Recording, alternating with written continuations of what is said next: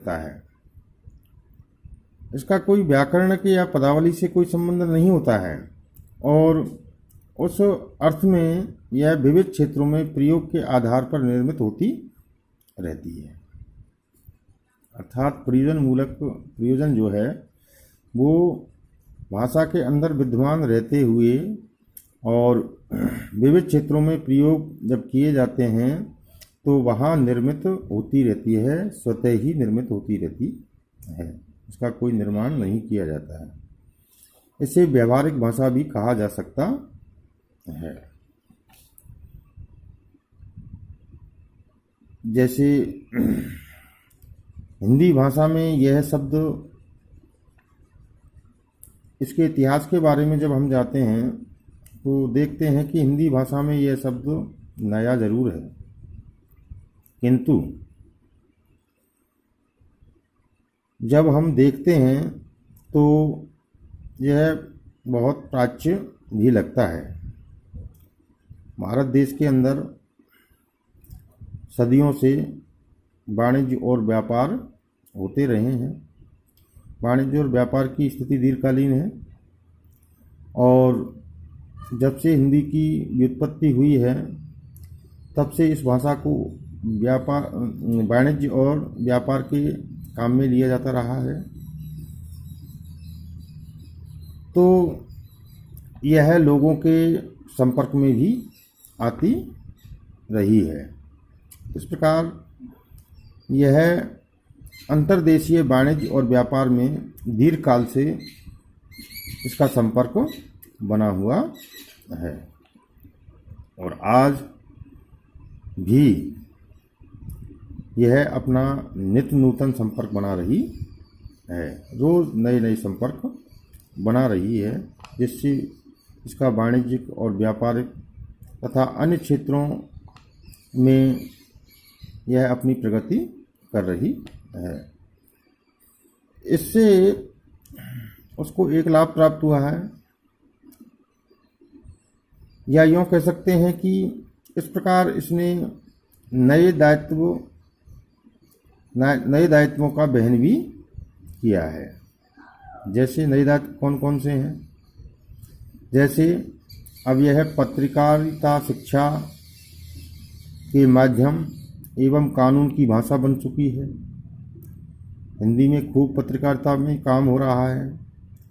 विविध प्रकार के पत्र पत्रिकाएं में लेखन किए जा रहे हैं और दूरदर्शन चैनल आदि के माध्यम से आप देख भी रहे हैं कि नित्य नूतन हिंदी में कार्य देखने को मिल रहा है। कानून में भी जो पहले उर्दू या अंग्रेजी या फारसी में कानून में काम संचालित होता था, वह आज हिंदी में होने लगा है। तो ये इसका एक नया प्रयोजन सामने आया है और नए प्रयोजन के साथ में यह आगे बढ़ रही है। पत्रकारिता शिक्षा माध्यम एवं कानून की भाषा बन गई है, इसलिए साथ में उसे भारत संघ की राजभाषा भी घोषित किया गया है। तो किसी भाषा को राजभाषा के रूप में स्वीकृति मिलना ये अपने आप में भाषा के लिए गौरव की बात होती है।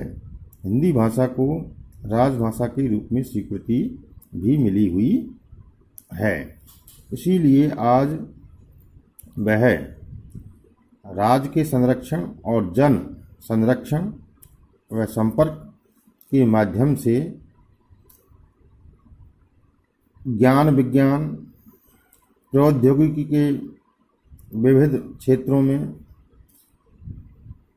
अर्थात नए नए क्षेत्रों में वह अपना प्रयोग बढ़ा रही है और उन क्षेत्रों के हिसाब से प्रयुक्ति अथवा प्रोक्ति, इसे रजिस्टर कह सकते हैं, कि संकल्पना का विकास भी हुआ है।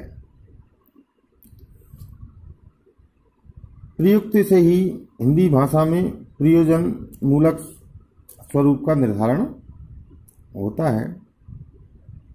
तो इस प्रकार कहा जा सकता है कि हिंदी भाषा जो है अपने नए रूप में आकर रोज रोज नए नए दायित्वों का वहन करती हुई आगे बढ़ रही है और वह अपना परचम राष्ट्रीय और अंतर्राष्ट्रीय दोनों स्तरों पर फहरा रही है। साथ में आज हिंदी भाषा की यह स्थिति है कि विदेशों में भी हिंदी भाषा पढ़ाई जाने लगी है। हिंदी भाषा के प्रति विदेशियों का भी रुझान बढ़ा है। वो इस भाषा के माध्यम से हमारी संस्कृति को, हमारे ज्ञान से, संस्कृति से जुड़ना चाहते हैं, ज्ञान को ग्रहण करना चाहते हैं, हमारी जो सभ्यता है, संस्कृति है, उसको जानना चाहते हैं। हम जो शांति का जीवन, भारतीय संस्कृति में जो शांति का जीवन का पाठ है, उससे वह रूबरू होकर के उससे लाभ उठाना चाहते हैं। तो इस प्रकार से हिंदी भाषा जो है से लोग जुड़ रहे हैं। ये हिंदी भाषा के लिए बहुत बड़ी एक उपलब्धि है। और हिंदी भाषा जो है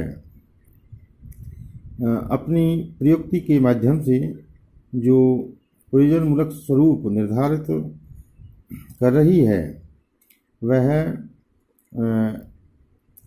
बहुत ही श्रेष्ठ या दीर्घ है।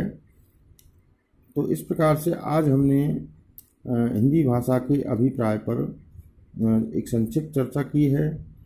इससे जुड़े हुए 2-4 प्रश्न मैंने आप लोगों के लिए रखे हैं, उनका आप उत्तर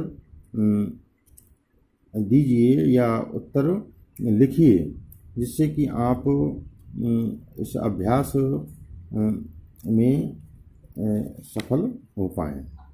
जैसे भाषा किस प्रकार की वस्तु है, प्रयोजनक शब्द से क्या अभिप्राय है, हिंदी भाषा ने नए दायित्व कौन कौन से वहन किए हैं, हिंदी भाषा के बढ़ते प्रयोग से किस संकल्पना का विकास हुआ है, हमारे देश में आधुनिक प्रयोजन के लिए किस भाषा को अपनाया गया है।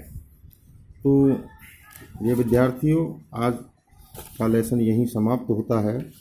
अब कल अपन जो प्रयुक्ति शब्द है इसकी व्याख्या करेंगे। धन्यवाद।